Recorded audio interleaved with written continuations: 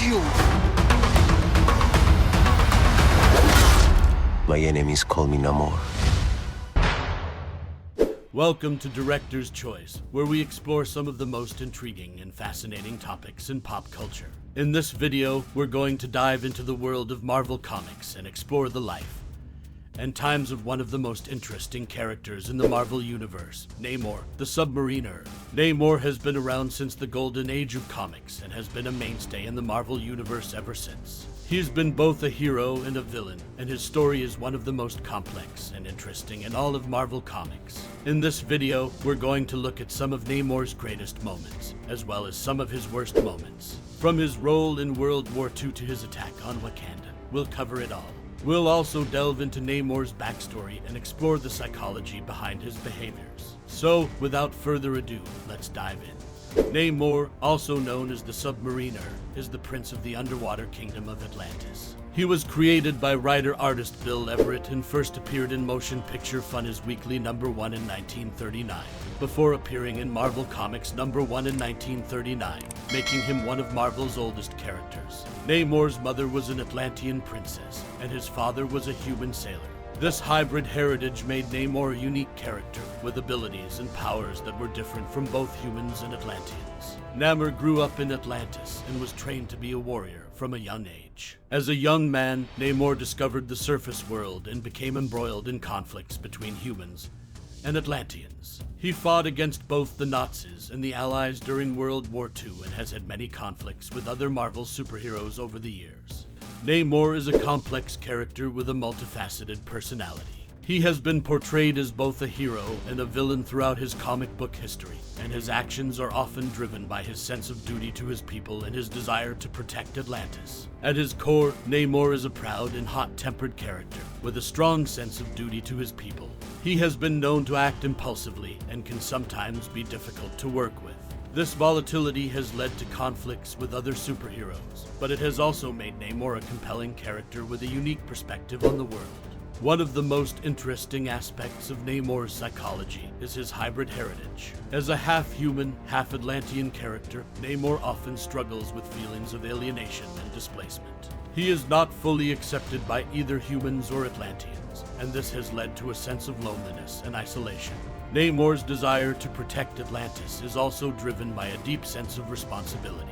He is the Prince of Atlantis and feels a strong obligation to protect his people, even if it means going against the wishes of other superheroes or governments. This sense of duty has led to some of Namor's greatest moments, but it has also caused conflicts with other superheroes who do not share his priorities. Namor's hot temper and tendency to act impulsively can also be attributed to his royal upbringing.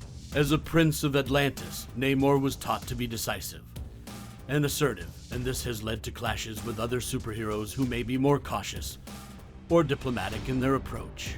First appearance. Namor made his debut in Motion Picture Funny's Weekly #1 in 1939, created by writer-artist Bill Everett. His first appearance is considered a classic moment in comic book history and set the stage for Namor's long and illustrious career.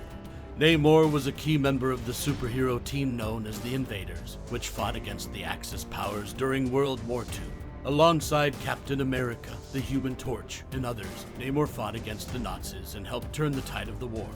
Namor also played a prominent role in the superhero team known as the Defenders, alongside Doctor Strange, the Hulk, and Silver Surfer. This team-up series showcased Namor's ability to work with other superheroes and demonstrated his loyalty and dedication to the greater good. In the classic storyline known as the Phoenix Saga, Namor was instrumental in helping the X-Men defeat the cosmic entity known as the Phoenix Force. His involvement in this storyline helped to establish Namor as a formidable ally and a force to be reckoned with in the Marvel Universe. Namor was a founding member of the Illuminati, a secret group of superheroes that included Iron Man, Professor X, and Doctor Strange. This group was instrumental in shaping the Marvel Universe and making important decisions about the future of the world. In the comic book series Submariner, Namor became the king of Atlantis and took on a more regal and authoritative role. This storyline showcased Namor's leadership skills and political savvy, and established him as one of the most important figures in the Marvel Universe. Namor has had a long association with the X-Men, and in the comic book series Uncanny X-Men, he officially joined the team as a member. This storyline showcased Namor's loyalty and willingness to work with other superheroes to achieve common goals and help to cement his place as one of the most interesting characters in the Marvel Universe.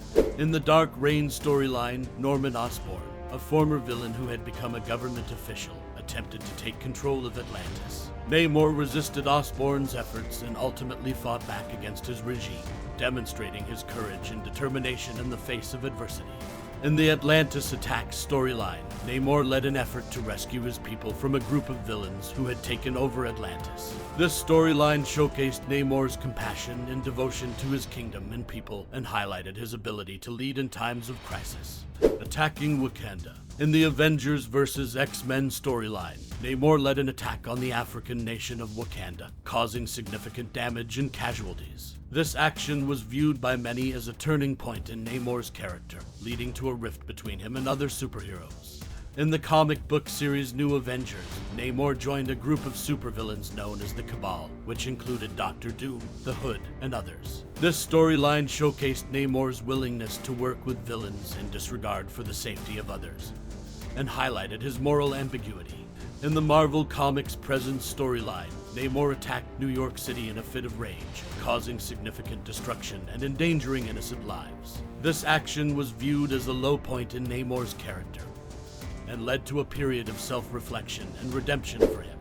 In the comic book series Namor used Atlantean blood magic to resurrect his deceased people, leading to unintended consequences and an ethical dilemma.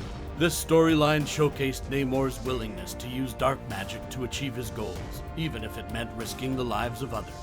In the comic book series Avengers, Namor initially fought alongside the Avengers to defeat the villainous Loki, but later betrayed the team and attempted to destroy New York City. This action demonstrated Namor's volatility and lack of loyalty to other superheroes and highlighted his willingness to put his own interests ahead of the greater good.